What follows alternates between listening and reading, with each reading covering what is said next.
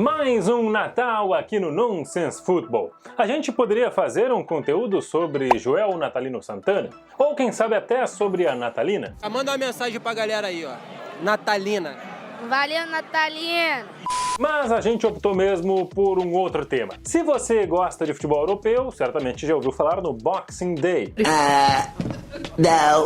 Que é como chamam aqueles dias de jogos logo após o Natal no futebol inglês. É o único país entre os principais campeonatos do mundo que mantém os jogos mesmo em meio ao Natal. Isso certamente já rendeu histórias muito curiosas. A gente vai contar algumas delas hoje.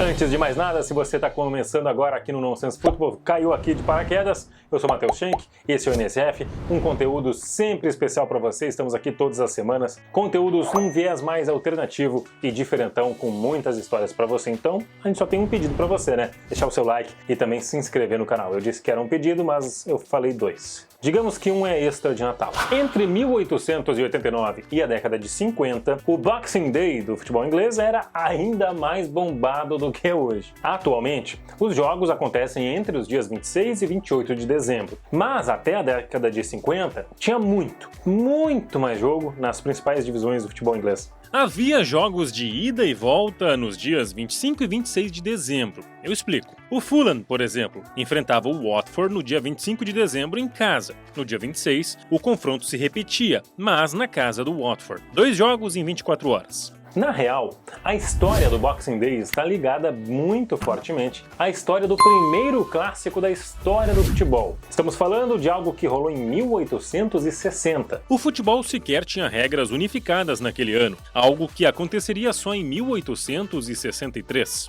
E foi em 26 de dezembro de 1860 que o Sheffield FC venceu o Hallam em derby na cidade de Sheffield. O placar foi de 2-0 e o duelo contou com regras do Sheffield.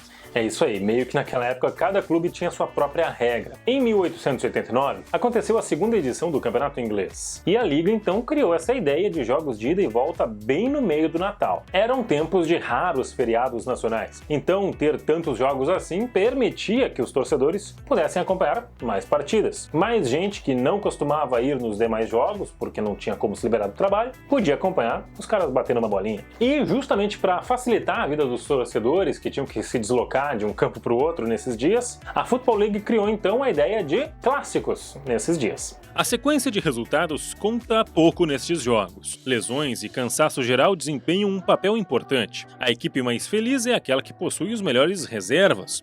Conta um trecho do jornal The Times. E era basicamente isso mesmo. Acabou que esses Boxing Days tiveram sempre muitas goleadas, muitos gols, os jogadores muito cansados e a maioria deles, aliás, não conseguia nem jogar as 2 partidas porque era muito extenuante. Até porque os times não pegavam leve. Na real, há situações até cômicas naqueles primórdios do futebol inglês.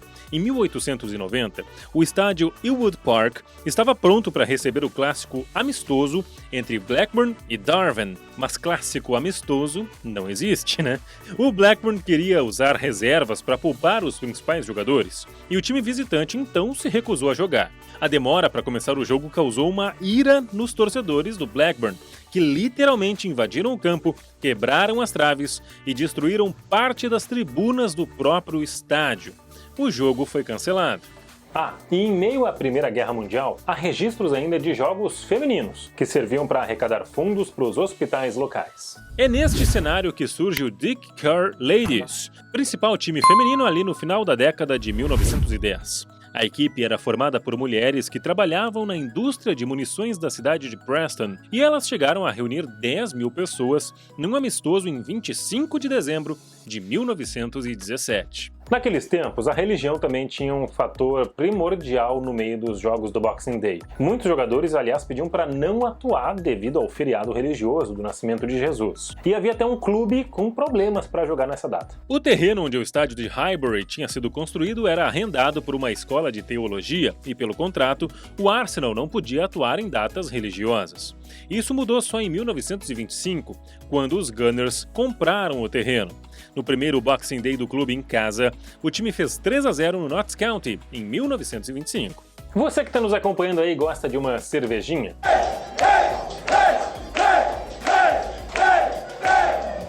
Pois Mas o técnico do Leyton Orient, o atual Leyton Orient, gostava. Em 1931 ele teve uma ideia genial: dar um barril de cerveja para o grupo de jogadores na noite anterior ao Boxing Day. O treinador em questão se arrependeu. Os atletas chegaram bêbados ao jogo contra o Bournemouth, pela terceira divisão. Perderam por 2-1. Menos mal que no jogo de volta, um dia depois, eles venceriam por 1-0. Havia sempre muitos gols, como falei, nessas datas de Boxing Day. Em 1940, para você ter uma ideia, foram 210 gols em 40 jogos nas principais ligas inglesas. Também era sucesso de público, viu? Em 1949, por exemplo, há registro de que 3,5 milhões de torcedores acompanharam os jogos nos 4 dias de disputa. Só que a partir de 1956 começou a dar ruim essa história de jogos em dias seguidos. O clima não era muito bom, afinal estava nevando demais nessa época do ano. E havia um problema extra: a crise dos combustíveis dificultava o transporte dos torcedores. E não só torcedores. O Torquay United, por exemplo, se deslocava para Londres para encarar o Brentford no Boxing Day. Só que o ônibus da delegação atolou na nevasca e os jogadores tiveram que botar a mão na massa, ou melhor, na neve. Chegaram ao destino na manhã do dia seguinte, praticamente não dormiram e, mesmo assim, venceram o confronto. Mas o encanto tinha sido quebrado. A maioria de nós gostaria de ver o fim do futebol no Natal. Não atrai grandes multidões e perturba a vida familiar de todos os atletas. Não podemos comer um pudim natalino, e se há um jogo fora de casa, também não há um Natal em nossos lares, escreveu Jimmy Greaves, astro do Chelsea, em 1958. Então, para 1959, a ideia foi bastante alterada. Haveria o Boxing Day, mas com o Natal, especialmente, o Natal, livre para os jogadores. Houve uma que outra exceção, tipo jogos remarcados ainda em 59, ou um jogo adiado do Blackpool nos anos 60, mas o dia 25 ficou reservado para folga mesmo. E uma curiosidade para encerrar. Sabe quando que as transmissões de futebol na Inglaterra começaram a passar os jogos do Boxing Day? Só em 1988. Pois é, só em 88. Isso porque até então a Football League considerava que a TV poderia tirar o público dos estádios nos dias natalinos. E você conhece mais alguma história curiosa de Boxing Day que a gente poderia citar aqui? Deixa embaixo nos comentários. Aproveita e te inscreve no canal, ativa o sininho das notificações. Eu volto na próxima. E um Feliz Natal para todo mundo aí. Tchau!